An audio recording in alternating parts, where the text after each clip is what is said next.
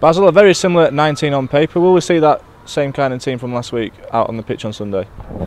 Oh, obviously it's been a Monday game, quick turnaround. You know, we don't have the luxury of obviously like Salford who played on the Friday.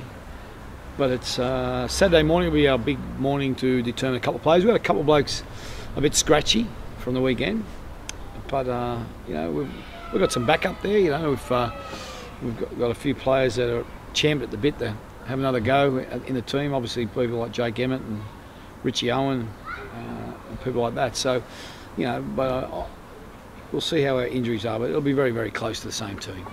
How much of a boost would you say Michael Shenton's signing for next year has had on the club, the team itself? Oh, Michael's signing's an extremely important signing for us moving forward. First of all, you know, I must clear that, you know, we didn't sign Michael because he previously played for Cass or he lived nearby. The first criteria we wanted by someone who could come here with an experienced role, involved with mentoring, involved with information and feedback. Also, someone who played in national. Someone who played in grand final, someone who played at a club of a calibre like St Helens. And obviously, you know, he fits all that criteria before we even see the other benefits. And Michael's obviously a player who hasn't been afraid to travel to play where he wanted to. He had offers to go to other places. You know, Saints were very keen to keep him. But, you know, we approached St Helens asking for the opportunity to chat with him. And with us offering him a long-term contract, that was able to provide some stability for him. Obviously, that was an attraction for him. But, you know, I think, you know, the big thing for us, he spoke to quite a few players that are currently in our squad about where he perceives the team is and what we're doing. And I know of even one player who's leaving. He spent some time and asked him his thoughts, who he's friends with. So, you know, that was positive that he came back in a positive approach. But no, it is a really good sign for us. It's well documented. We've really gone all season without two centres. Arundel being our only centre, being injured all year. So he'll give us some real composure, stability, and a bit of class out on our edge. But in the short term, will it give a boost? Do you think a direct result in the performance at the weekend, do you think, maybe? I'm not sure about the players who gives a boost. I think that they'd be excited, the players that are here next year, that they know they're going to have a good centre coming here.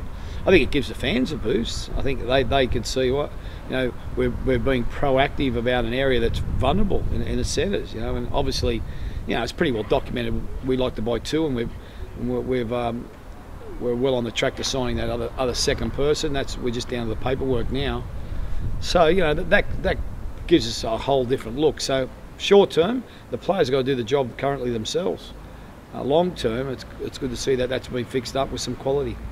Now, the second half performance at Bradford, we obviously scored more points than they did in that half. Do you feel going from that half into Sunday's game it will give the team more confidence? Oh, we're doing plenty of good things, and we're doing plenty of things inconsistent, and that's our problem. Yeah, if you look at completion rates, you know, they had an 80% completion rate, Bradford. We were 60% both halves.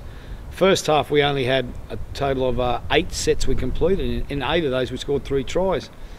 So obviously, what we're doing with the ball, with the errors, is also putting some pressure on our defence.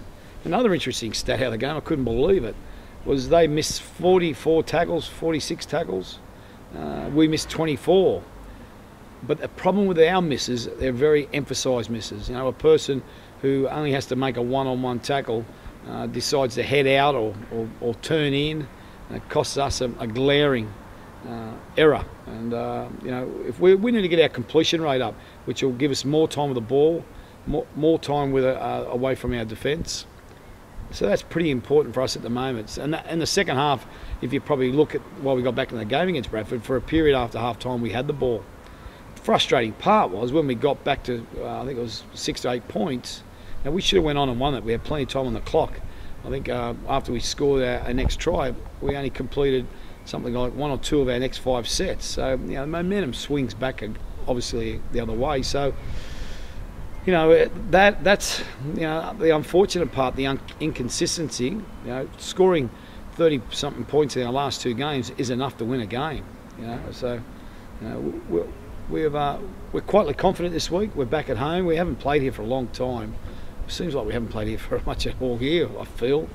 But, you know, it's It's a game that we're very positive about. It's a game that we think we can win, and if we put more aspects of our game together, there's no reason why we won't win here.